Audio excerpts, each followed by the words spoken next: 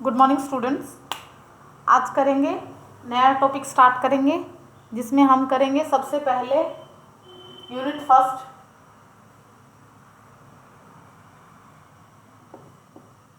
Unit first में हम करेंगे फर्स्ट कोशिका।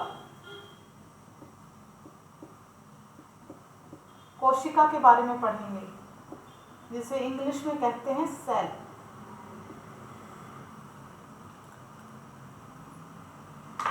सबसे पहले बात करते हैं कि जो कोशिका है वो हमारे शरीर की सबसे छोटी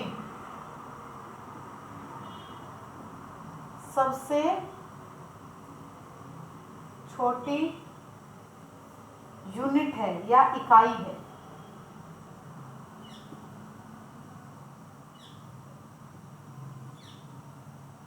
सबसे छोटी जो इकाई है वो क्या है? हमारे शरीर की कोशिका है। दूसरी बात करते हैं, यह एक क्या है? संरचनात्मक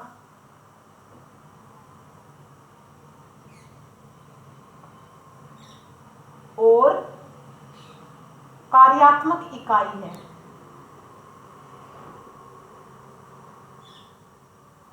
संरचनात्मक और कार्यात्मक इकाई है। सेल है, ये एक सेल है, ये हमारे शरीर की सबसे छोटी यूनिट है, सबसे छोटी इकाई है। और सेल के द्वारा एक सेल, उसके बाद ग्रुप ऑफ सेल, काफी सारी सेल मिलकर टिश्यू का निर्माण करती है। ये क्या है? हमारी सेल है या कोशिका है। काफी सारी कोशिकाएं मिलकर टिश्यू का निर्माण करती हैं। टिश्यू को बोलते हैं इसमें ऊतक।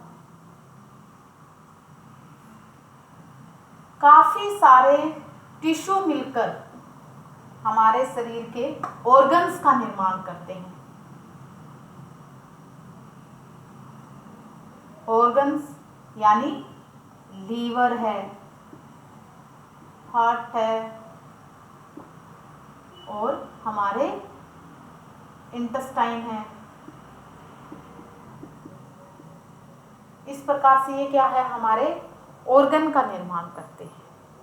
और ऑर्गन मिलकर हमारा क्या निर्माण करती हैं? एक सिस्टम। ऑर्गन मिलकर सिस्टम का निर्माण करते हैं।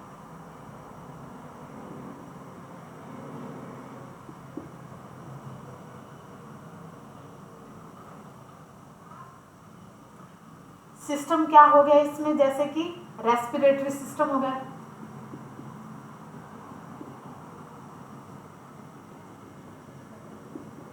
यानी श्वसन तंत्र है। ये हमारा लीवर है, हार्ट है और इंटेस्टाइन। ये सारी चीजें मिलकर क्या बनाती हैं? एक सिस्टम का निर्माण करती हैं, जिसे हम जैसे रेस्पिरेटरी सिस्टम बोलते हैं, ब्लड सर्कुलेशन सिस्टम का होता है। फिर हमारे जैसे उसका एक्सक्रीटरी सिस्टम का निर्माण करते हैं, डाइजेस्टिव सिस्टम का निर्माण करते हैं। तो इस प्रकार से क्या है? एक सिस्टम का निर्माण कौन करता है? काफी सारे ऑर्गन्स मिलकर एक सिस्टम का निर्माण करते हैं। और एक सिस्टम, काफी सारे सिस्टम मिलकर किसका निर्माण करते हैं? ह्यूमन का निर्माण करते हैं, यानी मानव का निर्माण करते हैं। तो हुआ ना, ये हमारी सबसे जो छोटी और इम्पोर्टेंट यूनिट है। इसके बिना टिश्यू नहीं बनेंगे, टिश्यू के बिना ऑर्गन नहीं बनेंगे, ऑर्गन के बिना सिस्टम नहीं बनेगा, सिस्टम के बिना मनुष्य का जीवन संभव नहीं है। इसलिए हमारे जीवन के लिए, मनुष्य के जीवन के लिए या किसी भी जीव के लिए, किसी भी लिविंग ऑर्गेनिज्म के लिए हमारे शरीर में सेल का होना अति आवश्यक है। ये क्या है, इम्पोर्टेंट है। सेल नहीं तो मनुष्य का जीवन भी नहीं है। तो ये है हमारा सेल। अब इसमें बात करते हैं कि इसका जो आविष्कार है, इसकी जो डिस्कवरी है, खोज है, वो किसने की थी? रॉबर्ट हुक ने।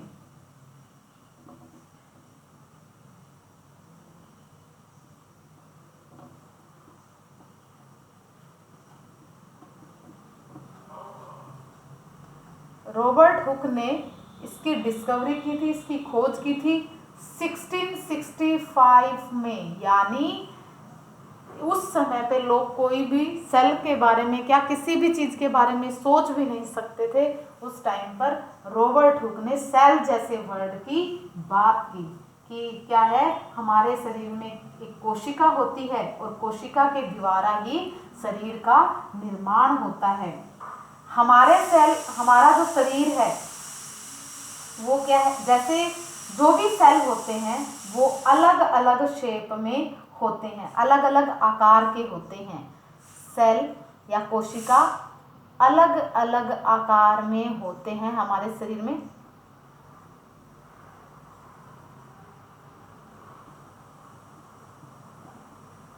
अलग अलग आकार के होते हैं। जैसे कि हम आरबीसी की बात करते हैं, आरबीसी की अगर बात करते हैं, आरबीसी में इसका जो स्ट्रक्चर होता है वो इस टाइप का होता है।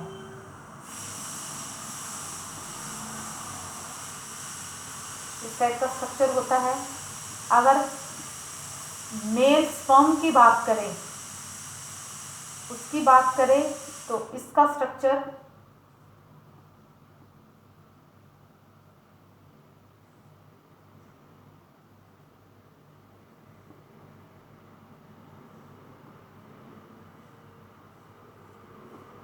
इस टाइप का स्ट्रक्चर होता है। आपने कभी देखा हो, ये मेल स्पर्म होता है, उसका स्ट्रक्चर ऐसा होता है।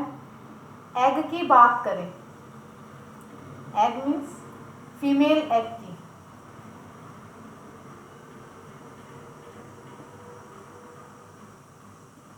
फीमेल एग की बात करें तो उसका ओवल शेप होती है।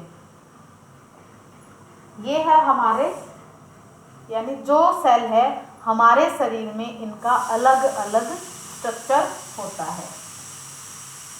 अब इसमें जो हमने रॉबर्ट हुक की बात की थी, इन्होंने क्या है 1665 में इसकी खोज की थी कि हमारे शरीर में क्या होती है, एक सेल होती है। तो इन्होंने क्या है जो खोज की थी वो एक छाल की थी, एक बार्क की खोज की थी, जो क्या थी, एक डेड सेल थी। डेड सेल यानी मृत कोशिका थी, उसकी डिस्कवरी इन्होंने की थी। फिर उसके बाद एंटली वॉल ने, उसके बाद इन्होंने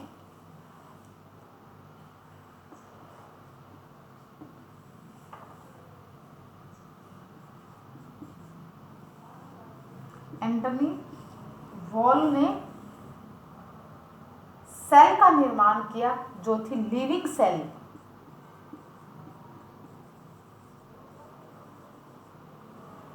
जीवित कोशिका की बात की थी।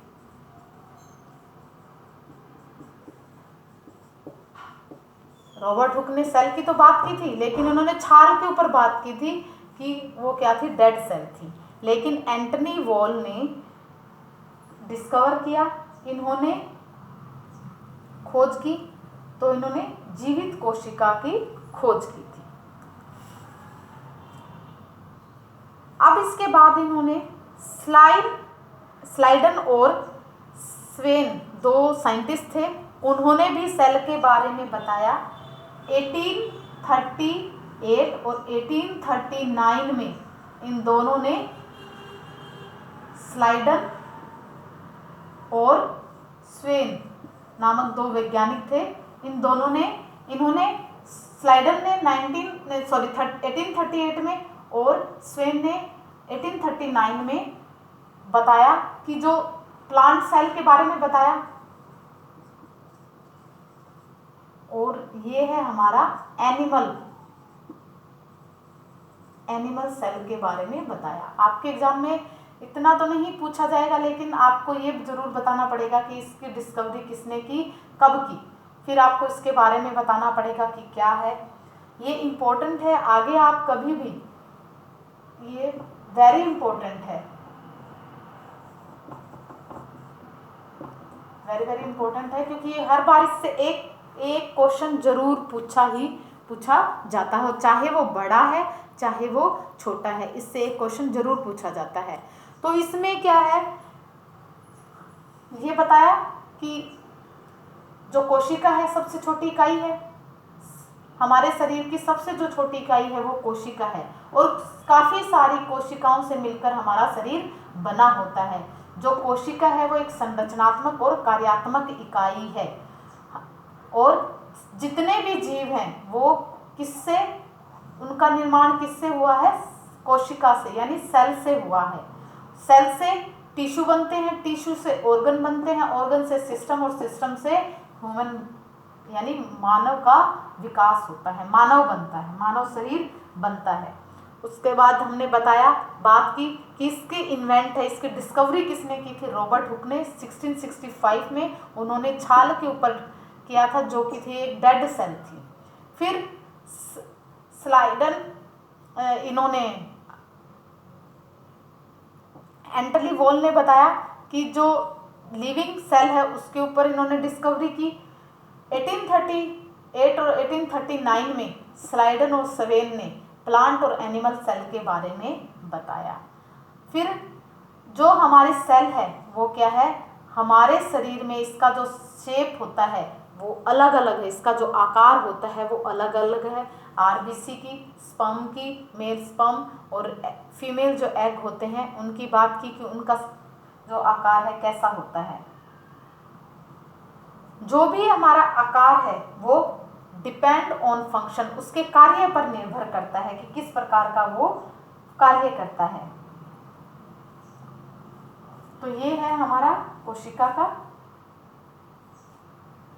इसमें एक बात और बताती हूँ कि जो इसमें जो सेल है वही क्या है, जो सेल है वही नई सेल का निर्माण करेगा। ये नहीं है कि ये मर जाएगी, इसमें जो पहले जो सेल है वही नई सेल का निर्माण करता है। ऐसे नहीं कि बाहर से कोई सेल बनेगी, ऐसा कुछ नहीं है। जो सेल शरीर में उपस्थित है उसी के द्वारा दूसरी नई सेल का वो दूसरी नई सेल बनाती है। हमारे जो सेल है उसके अंदर एक न्यूक्लियस होता है, एक केंद्रक होता है।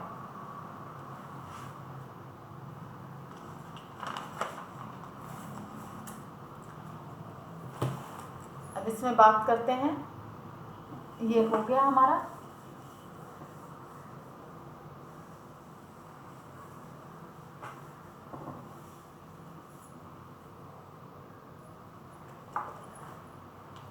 कोशिका के अंदर, जो ये कोशिका है इसके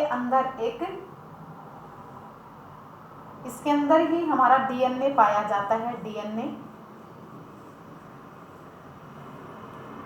कोशिका के अंदर एक केंद्रक पाया जाता है और इसके अंदर डीएनए पाया जाता है।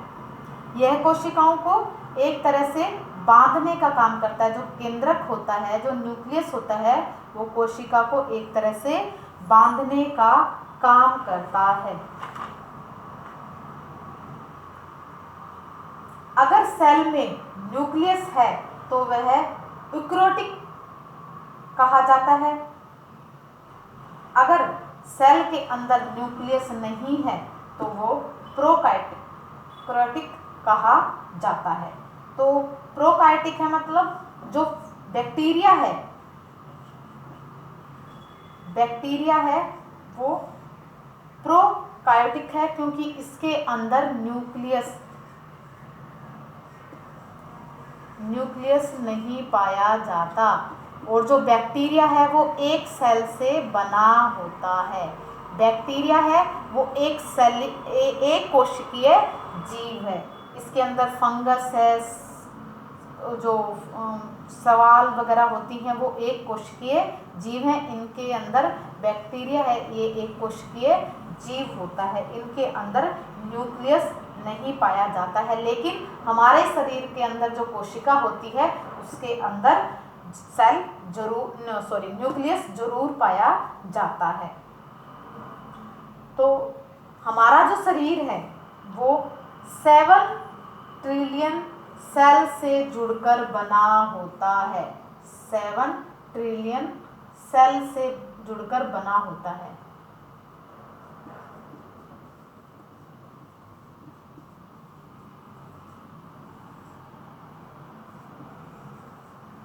सेवन ट्रिलियन सेल से मिलकर क्या है, मानव शरीर बना होता है। मानव शरीर का निर्माण होता है। तो आज के लिए हम इसमें और क्या बताया है, एक इसके अंदर एक केंद्रक होता है और केंद्रक के बाद कोशिका में कोशिका द्रव पाया जाता है। यहाँ पे क्या है, पानी की तरह द्रव पाया जाता है। यह कोशिकाओं को पोषण प्रदान करने का काम करता है। जो द्रव होता है वो कोशिकाओं को पोषण प्रदान करती है। इसके बाहर की तरफ एक झिल्ली पाई जाती है। झिल्ली पाई जाती है जिसे कोशिका झिल्ली बोलते हैं। कोशिका झिल्ली या सेल मेम्ब्रेन बोलते हैं।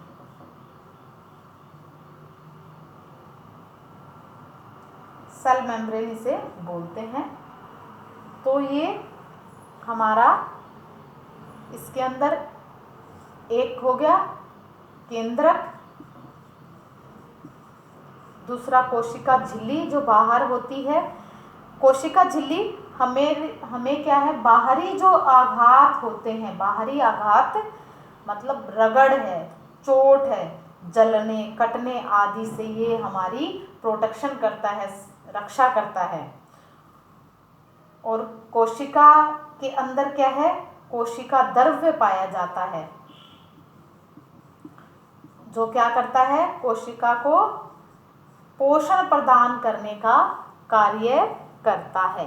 केंद्रक है वो कोशिका को बांधने का कार्य करता है। कोशिका झिल्ली है ये बाहरी आघातों से बचाता है।